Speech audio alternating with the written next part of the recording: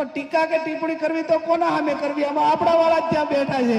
Bharatiya Janata party में અહીંથી કોંગ્રેસ વાળો જાય ને એ ખાનગી રીતે તો એવું કહે કે આ બાજુ ઓસીકું ના કરતા આ એવડો મોટા ગોડાઉન બનાવેલા છે એટલે ઉપયોગ કરીને ગોડાઉનમાં નાખી દેવાનો કાટમાળમાં ભરતી વારનું કોઈ નામ લેતા નહીં અને ભાજપનો પટો બાંધ્યો નથી કે તમારે આમ બકરી આમ દોરી અને ગોડાઉનમાં મેલી દે। પહેલા કોંગ્રેસ ગોરો સામે લડી અને હવે કોની સામે લડવાનું છે? ચોરો સામે। કોની સામે લડવાનું છે? ચોરો। મહિલા અનામતનું બિલ 2023 માં સર્વાનુમતે પસાર થઈ ગયું। કોંગ્રેસ પાર્ટી અને બધા પક્ષો એને ટેકો આપ્યો કે તમે આને 2024 માં લાગુ કરી દો। તમને કોણ ના પાડે છે? જે કામ વહીવટી તંત્રને કે અધિકારીઓને કે જે કરવાનું છે લોકોના હિતમાં કરવાનું છે નથી થતું અને એના બદલે ક્યાંક ને ક્યાંક જે કામો નથી કરવાના થતા એ કામો થાય છે ને એના કારણે લોકોની અંદર રોષ છે।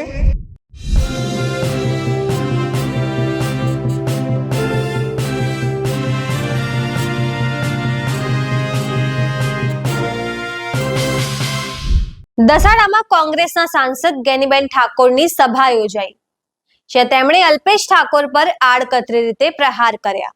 તેમણે કહ્યું કોંગ્રેસમાંથી ભાજપમાં જોડાતા નેતાઓની હાલત બકરી જેવી થઈ જાય છે, એ પણ ગોડાઉનમાં પૂરી દીધેલી બકરી જેવી। આ નેતાઓ ભાજપ સામે કંઈ બોલી શકતા નથી, પોતાના વિસ્તારના પ્રશ્નો પણ ઉઠાવી શકતા નથી। તેમણે કહ્યું ભાજપમાં ઉપરથી જે ભાષણ લખીને આપે છે આ નેતાઓ તે વાંચી જાય છે। સાથે જ તેમણે મહિલા અનામત બિલ વિશે પણ વાત કરી હતી। ગેનીબેન ઠાકોરે કહ્યું કે મહિલા અનામત બિલ પહેલા જ 2023 માં પસાર થઈ ગયું હતું, જ્યારે ભાજપ હાલમાં મહિલાઓના નામે રાજનીતિ કરી રહ્યું છે અને મહિલાઓના નામે રાજનીતિ કરનારાઓને કાયર કહેવાય, એટલે તેમણે સીધી રીતે ભાજપને કાયર કહ્યું હતું। તેમણે કહ્યું પહેલા આપણે ગોરાઓ સામે લડ્યા હતા, જ્યારે હવે ચોરો સામે લડવાનું છે। નમસ્કાર, હું છું ચંદ્રિકા પુત્ર નિરાલી। તો આવો સાંભળીએ ગેનીબેન ઠાકોરે વધુમાં શું કહ્યું। જેવા બોલવા ઊભા થાય તો ટીકા કે ટિપ્પણી કરવી તો કોના સામે કરવી? આમાં આપડા વાળા જ ત્યાં બેઠા છે, એના સામે કઈને શું કહેવું એમ ને? આ એક વ્યક્તિગત સ્વાર્થ માટે કરીને જ્યારે વિશ્વાસઘાત મતદારો લોકો અને પાર્ટી સાથે થતો હોય તો એ લાંબા ગાળે ન ચાલે। અને ભારતીય જનતા પાર્ટીમાં અહીંથી કોંગ્રેસ વાળો જાય ને એ ખાનગી રીતે તો એવું કહે કે આ બાજુ ઓસીકું ના કરતા આ એવડો મોટા ગોડાઉન બનાવેલા છે એટલે ઉપયોગ કરીને ગોડાઉનમાં નાખી દેવાનો કાટમાળમાં ભરતી વારનું કોઈ નામ લેતા નહીં। અને કોંગ્રેસમાં સ્ટેજ ઉપર આમ તમે જુઓ તો બહુ મોટા મોટા અવાજથી ભાષણ કરતા હોય, મોટી મોટી વાતો કરતા હોય અને ભાજપનો પટો બાંધ્યો નથી કે તમારે આમ બકરી આમ દોરી અને ગોડાઉનમાં મેલી દે। આવી હાલત એ અહીંથી ગયા પછી જે કાર્યકરો કે આગેવાનો કે વ્યક્તિગત સ્વાર્થ માટે જાય ને એ એમની હાલત આવી હોય છે। એક પણ મળતું સ્ટેટમેન્ટ કે એમના વિસ્તારના કામો માટે ના બોલી શકે।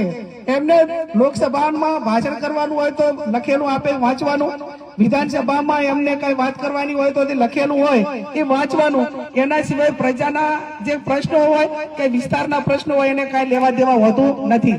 અને વાત કરે બધાને દબાવવાની ધમકાવવાની તો એમને ખબર હોવી જોઈએ। મોતીભાઈએ જે વાત કરી એ પ્રમાણે હું વાત કરું કે તમારી ભાજપની ઓકાત નથી, તાકાત નથી। આ દેશમાંથી અંગ્રેજોના 200 વર્ષના શાસનને કોંગ્રેસે એક ઝાટકા ઉખાડીને નાખી દીધું હોય કે ગોરો સામે લડ્યા હતા અને તમે તો ચોરો છો। પહેલા કોંગ્રેસ ગોરો સામે લડી અને હવે કોની સામે લડવાનું છે? ચોરો સામે। કોની સામે લડવાનું છે? ચોરો। તો આ દેશની અંદર જો ગોરોને ભગાડવામાં કોંગ્રેસને પીછેહટ ન કરવી પડી હોય અને એને નેતાઓએ ઉખાડીને નાખી દીધા હોય, આ જવાહરલાલ નહેરુ કે બધાય જેટલા ઘરે નથી રહ્યા એટલા જેલમાં રહ્યા છે। આ દેશની આઝાદી માટે કરીને દેશના લોકોએ કુરબાની આપી છે। તમે તો બધું તૈયાર હતું ને ખાવા, તમારા એક નેતાનું નામ આપો કે આ દેશની આઝાદી માટે 70-52 કાંટો લાગ્યો હોય એવો એક નેતાનું નામ આપો તો અમે તમને અભિનંદન આપશું।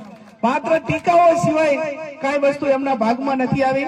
ત્યારે હું આપ સૌને વિનંતી કરું છું કે હમણાં તમે જુઓ તો મહિલા અનામત બિલનો ખરડો લાવ્યા ને ભાઈ, મહિલા અનામતનું બિલ 2023 માં સર્વાનુમતે પસાર થઈ ગયું।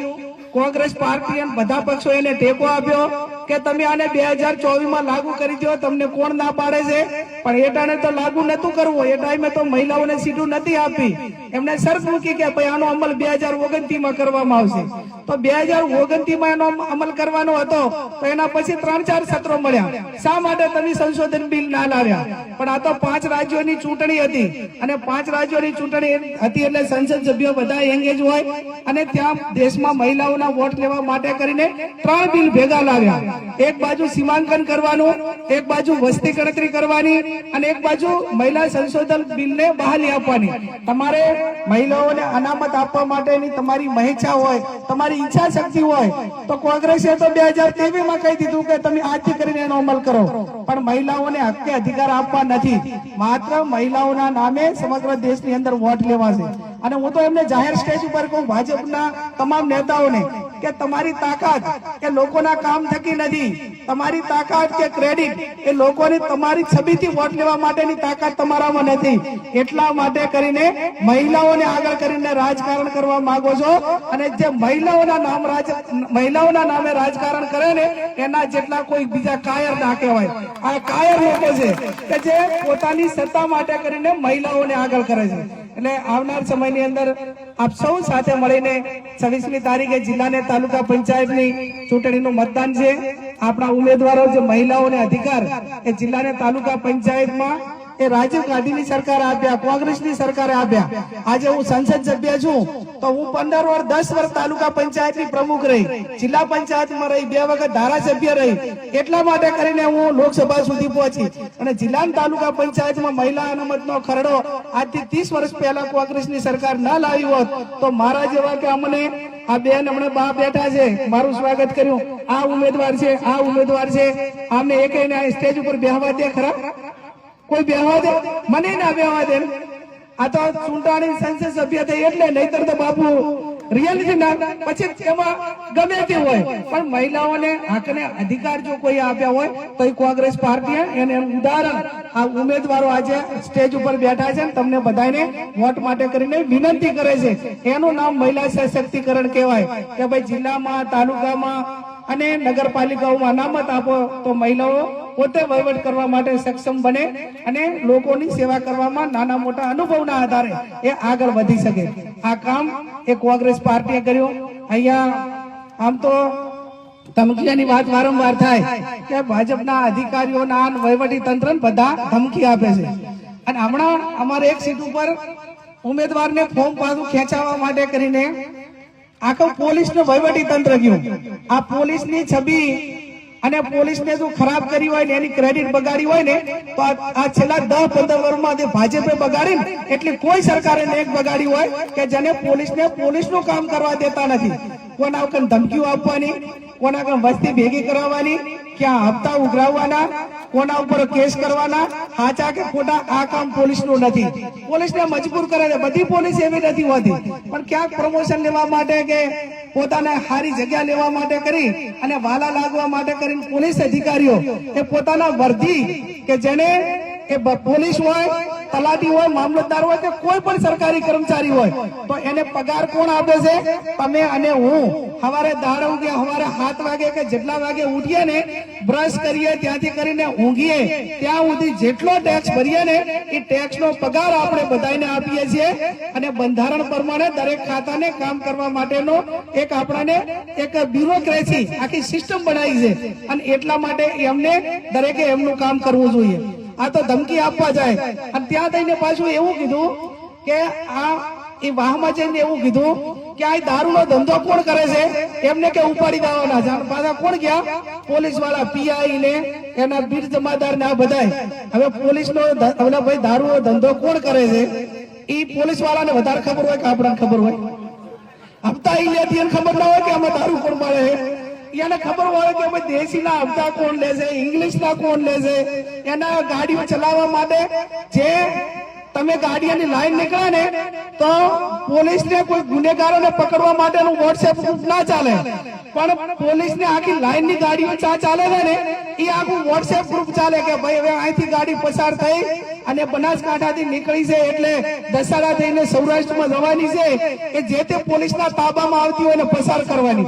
આ તો રાજા રજવાડાની વાતમાં તમે જો આવી સિસ્ટમ ચાલે પોલીસ ખાતા. એટલે જે કામ વહીવટી તંત્રને કે અધિકારીઓને કે જે કરવાનું છે લોકોના હિતમાં કરવાનું છે નથી થતું, અને એના બદલે ક્યાંક ને ક્યાંક જે કામો નથી કરવાના થતા એ કામો થાય છે, ને એના કારણે લોકોની અંદર રોષ છે.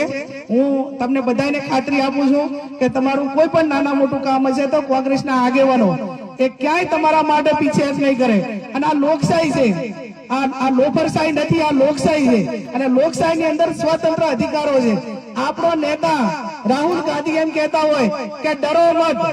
રાહુલ ગાંધી નું મકાન લઈ લીધું, એનું સંસદ સભ્ય પદ રદ કરી નાખ્યું, 4000 કિલોમીટર ચાલ્યો, 40 જેટલા કેસ કર્યા, ઈડી લાવી, સીડી લાવી, બધું લાવ્યું, પણ એ મારા ના ડગ્યો. આજે પણ કીધું કે હું નથી ડરવા વાળો અને નથી મારા કોંગ્રેસના કાર્યકરો ડરવા વાળા. તમારામાં તાકાત હોય એટલો જુલમ કરી લેજો, અને જે દાડે વારો આવે ને એ દાડે કુડીના ઘઉં ભરવા માટેની તૈયારી રાખજો. આ એક વાસ્તવિકતા છે કે જુલમ જ્યારે અતિ અન્યાય થાય, અતિ રેટ થાય, ત્યારે ભગવાન કૃષ્ણએ પણ કીધું છે કે જ્યાં અધર્મ વધી જાય, જ્યાં અસત્ય વધી જાય, જ્યાં અત્યાચારો વધી જાય, ત્યાં ભગવાન પરમાત્માએ પણ કીધું છે કે એ જન્મ લેશે. અને એટલે ભગવાન કૃષ્ણએ કીધું છે કે ઉઠો પાર્થ ઉઠાવો બાણ, હવે તો યુદ્ધ એ જ કલ્યાણ. અને આ લોકોની સામે યુદ્ધ એ જ કલ્યાણ. અને યુદ્ધ એટલે આપણે કોઈ હથિયારનું યુદ્ધ નથી કરવાનું, આપણે કોઈ દાદાગીરીનું યુદ્ધ નથી કરવાનું, આપણે કોઈ હિંસાઓ નથી કરવાની, પણ આપણાને લોકશાહીમાં બંધારણમાં જે મતાધિકાર મળેલો છે એ મતાધિકાર થકી આપણે એમને જવાબ આપવાનો છે. એટલે આપ સૌને એટલે બાબરથી વિનંતી કરવા આવીશું કે 26મી તારીખે આપણા જે 4 જિલ્લા તાલુકા પંચાયતના ઉમેદવાર અને જિલ્લા પંચાયતના ઉમેદવાર એ મહેતુબાના જે ધર્મપત્ની છે એમને બધાને જીતાડીને વિજયનો વરઘોડો કાઢજો. આ દસાડા એટલા માટે કે દસાડા સાથે મારો બાપુ આમ જૂનો નાતો છે કે 1975 મારા ફાધર એ તાલુકા પંચાયતના સભ્ય હતા, અને એમને દસાડા જાગીરે ત્યાં માનસી બાપુ અમારા દિયોદર દરબાર કે તાલુકા પંચાયતના પ્રમુખ થવાના હતા, અને એ બધા સભ્યો હતા, ને એમને મારા ફાધરને બધાને 1 મહિનો દસાડા મહેમાનગતિ કરાવી હતી, ભવ્ય મહેમાનગતિ કરાવી હતી. અને આજે પણ અમારા વડવાઓ વાત કરે છે કે એ ભૂમિ છે કે જ્યાં મહેમાનો માટે કરીને માંડ હોય, લોકશાહીની એક પ્રણાલિકા હોય, અને એક જાગીરદાર તરીકે શોભે એવું વિસ્તારમાં નેતૃત્વ હોય, એ નેતૃત્વ થકી જ્યારે અમને પ્રેરણા મળી હોય ત્યારે એ પ્રેરણાને આગળ વધારવા માટેના પ્રયત્નો કરીશું. અને આ દસાડાની ભૂમિનું અમારા ઉપર ઋણ છે, એ ઋણ ઉતારવા માટેના પણ પૂરેપૂરા પ્રયત્નો કરીશું. આ બધા ઉમેદવારોને જંગી બહુમતીથી જીતાડો એ શબ્દ સાથે આપ સૌનો ખૂબ ખૂબ હૃદયપૂર્વક આભાર. તો તમે ગેનીબેનની વાતથી કેટલા સહેમત છો, શું વિચારો છો, અમને કમેન્ટ કરીને જણાવજો. અત્યાર માટે બસ આટલું જ. સમાચારને લગતી વધુ અપડેટ્સ માટે અમારી વેબસાઇટ www.gujaratplus.in પર પણ માહિતી મેળવી શકો છો. ધન્યવાદ.